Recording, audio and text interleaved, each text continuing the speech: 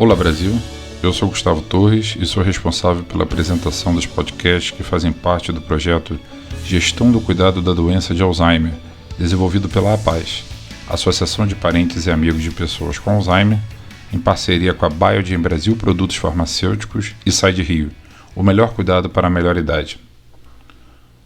O 13º episódio traz a participação do psiquiatra Dr. Aníbal Truzzi para falar sobre reconhecimento e abordagem dos sintomas comportamentais de pessoas que vivem com demência. Dr. Aníbal, seja muito bem-vindo.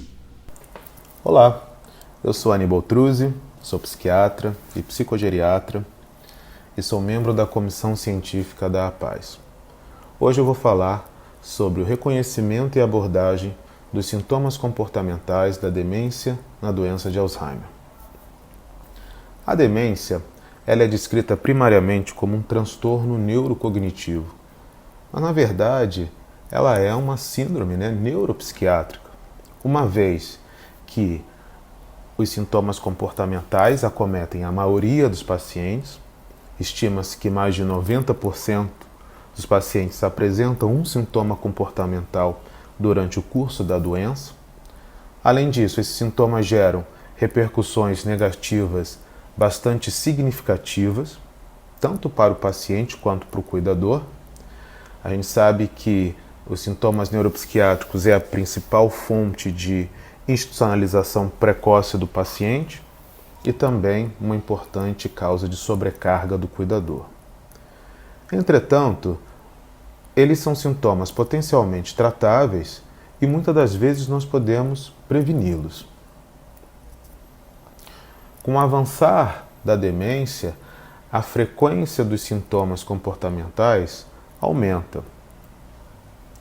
E na literatura científica, tanto a nível brasileiro quanto a nível mundial, destacam-se, dentre os sintomas mais comuns, a apatia, agitação e agressividade, sintomas depressivos, sintomas ansiosos e o comportamento motor aberrante. Eu vou falar sobre cada um desses sintomas mais a seguir. Algumas síndromes comportamentais também foram descritas.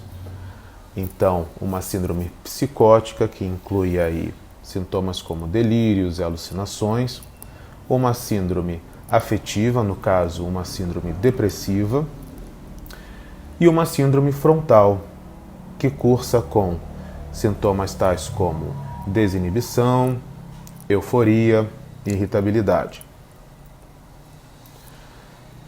Quando nós pensamos na causa dos sintomas comportamentais, nós sabemos que os sintomas eles são o resultado da interação entre 3 grupos de fatores. Então, primeiramente, fatores relacionados aos pacientes, que incluem traços de personalidade pré-mórbida, além disso a presença de problemas médicos como infecções, desidratação, constipação intestinal e também, muito importante, a presença de necessidades que não estão sendo adequadamente atendidas do paciente, incluindo aí a presença de dor, problemas de sono, a falta de uma rotina de atividades. O segundo grupo de fatores são os fatores do cuidador, que inclui aí estresse, sobrecarga, depressão no cuidador, a falta de orientação sobre o manejo do paciente com demência e também problemas de comunicação entre o cuidador e o paciente. E o terceiro grupo de fatores são os fatores ambientais. Então nós sabemos que ambientes que estimulam em excesso o paciente pode precipitar o aparecimento de agitação e agressividade. E um ambiente que pouco estimula o paciente pode intensificar aí uma apatia. Então é muito importante que a gente avalie esses fatores que eu acabei de mencionar, também chamados de fatores gatilhos, para que a seguir a gente possa definir e descrever com precisão o sintoma ou síndrome comportamental. Então é importante responder a seguinte pergunta: onde, quando e com quem o sintoma surge? Por que o onde? Porque muitas das vezes o paciente pode ficar extremamente agitado quando ele está em um lugar que ele não reconhece e com pessoas que ele também não reconhece. O quando é importante porque muitas das vezes o paciente pode ficar mais ansioso, em situações específicas, como na hora do banho, na hora de fazer as refeições. E o com quem é particularmente importante porque muitas das vezes o paciente pode estar mais deprimido na presença de um cuidador impaciente ou irritadiço. Então, a partir da identificação dos sintomas e da síndrome-alvo, nós vamos, então, propor a abordagem terapêutica. E no que diz respeito ao tratamento dos sintomas neuropsiquiátricos, nós temos estratégias não farmacológicas e estratégias farmacológicas. O que a literatura científica propõe é que as intervenções não farmacológicas elas devem ser implementadas de início, seguida pela proposta medicamentosa menos prejudicial e que deve ser reavaliada periodicamente. Várias estratégias não farmacológicas já foram descritas na literatura. Eu destaco aqui estratégias de estimulação envolvendo musicoterapia, terapia de reminiscência, técnicas de massagem corporal, até mesmo terapias com animais domésticos. Estratégias cognitivas, como reabilitação cognitiva, atividades que promovam em maior interação social. Temos muitas evidências de que o exercício físico não só ajuda a tratar, mas também previne sintomas comportamentais. Existem também intervenções destinadas aos cuidadores, como, por exemplo, psicoeducação, que é justamente toda a orientação que nós vamos passar para o cuidador para que ele possa manejar melhor um paciente com demência. Psicoterapia também, destinada ao cuidador. Nós sabemos que cada cuidador traz uma demanda individualizada. E também o encaminhamento para grupos de suporte, como as associações de familiares.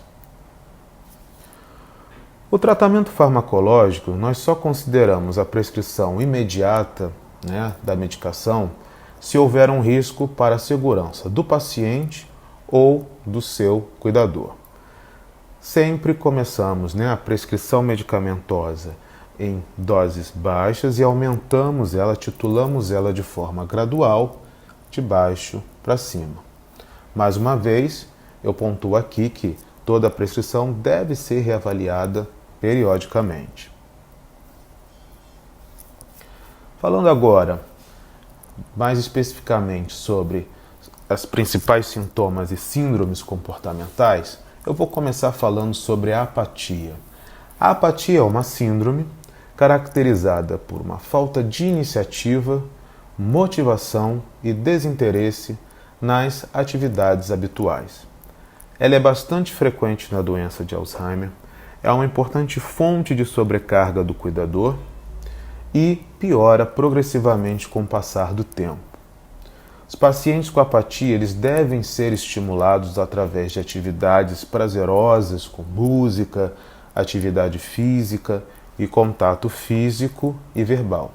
Esses pacientes pouco respondem a intervenções farmacológicas. Em relação à perambulação, a perambulação se refere ao ato do paciente se mover exaustivamente no seu ambiente, sem um objetivo específico. Ela está inserida no que nós chamamos de sintomas motores aberrantes. E outros sintomas motores incluem enrolar fios, abrir armários e gavetas e fazer atividades repetidas tais como tomar banho ou ir ao banheiro várias vezes durante o dia. Os pacientes com perambulação eles devem ser estimulados à prática de atividades dentro de um ambiente seguro e supervisionado. Nós observamos muito esse sintoma em pacientes que carecem de uma rotina de atividades. E mais uma vez, esses pacientes pouco respondem às intervenções farmacológicas.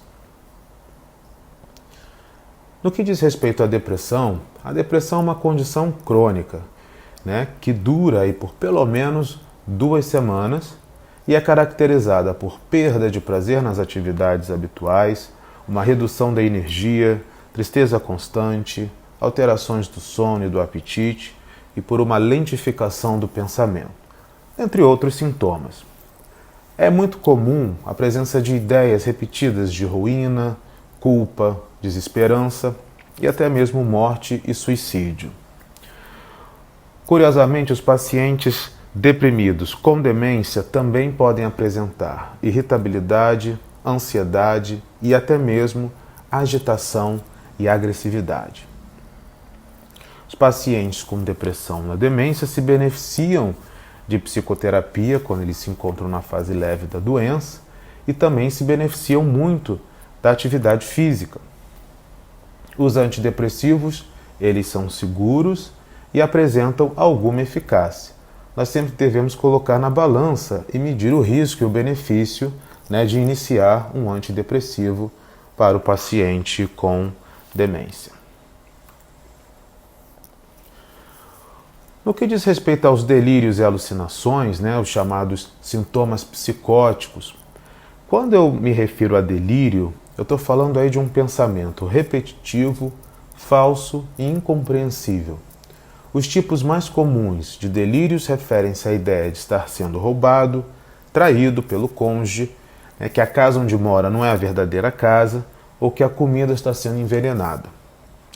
Já no que diz respeito às alucinações, elas são alterações da sensopercepção, e podem ser mais comumente visuais, ver pessoas ou objetos que não estão presentes, podem ser auditivas, no caso escutar vozes que não estão presentes, mas também táteis, olfativas e até mesmo gustativas. Como lidar com um paciente psicótico? A primeira questão é ajudar o paciente a entender o que ele está sentindo, ou seja, assumir uma postura empática. É importante que o cuidador procure não se defender das acusações. O cuidador não está sendo julgado. Isso faz parte de um sintoma do paciente. Os pacientes com delírios, com alucinações, eles geralmente ficam bem ao lado de alguém em quem confiem. Então é muito importante estabelecer um vínculo de confiança com o paciente.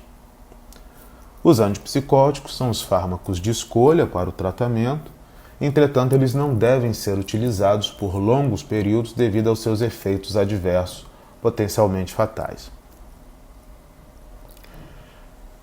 Já em relação à agitação e agressividade, nós sabemos que várias condições podem precipitar esse tipo de sintoma no paciente com demência. Então, diversas condições médicas como dor, infecção urinária, constipação intestinal, deficiência visual ou auditiva são importantes fatores. Também o uso de medicamentos como sedativos, analgésicos, alguns antidepressivos. Também fatores ambientais, ambientes que estimulam muito o paciente podem gerar um quadro de agitação e agressividade. No que diz respeito aos cuidadores, os cuidadores impacientes que se comunicam mal com o paciente, incompreensivos e que assumem uma postura de confronto, contribuem para precipitar o comportamento agitado e agressivo. E qual o melhor manejo do paciente agitado e agressivo? Primeiramente, é contribuir para a promoção de um ambiente tranquilo. É importante que o cuidador aprenda a mudar o foco do paciente, sugerindo a realização de alguma atividade prazerosa. Também é importante manter o espaço pessoal do idoso, não o invadindo, sempre assegurando a segurança dele. É sempre importante entender o contexto em que surge a agitação e a agressividade e tratar a causa base. Os medicamentos sedativos, quando utilizados, eles devem ser sempre reavaliados pelo menos a cada 3 meses. Bom, eu termino a minha exposição citando aqui os princípios do tratamento da pessoa com demência, que se tornam bastante relevantes no tratamento dos sintomas comportamentais. né? E aí eu me refiro aqui, inicialmente, que primeiro, as pessoas com demência são indivíduos e elas devem ser sempre respeitadas na sua subjetividade. As pessoas com demência possuem necessidades, assim como qualquer outra pessoa, né? E essas necessidades elas devem ser atendidas. Pequenas mudanças no dia a dia podem ter um grande valor. Isso a gente observa na prática clínica. E por fim, sempre existe algo a ser feito para ajudar o paciente com demência. Eu agradeço aqui ao convite para participar desse podcast. Muito obrigado. Agradecemos a sua brilhante participação nesse episódio que contou com os patrocínios da Biogen e da Side Rio, nossas grandes parceiras. Não perca o próximo episódio do podcast. Fiquem ligados.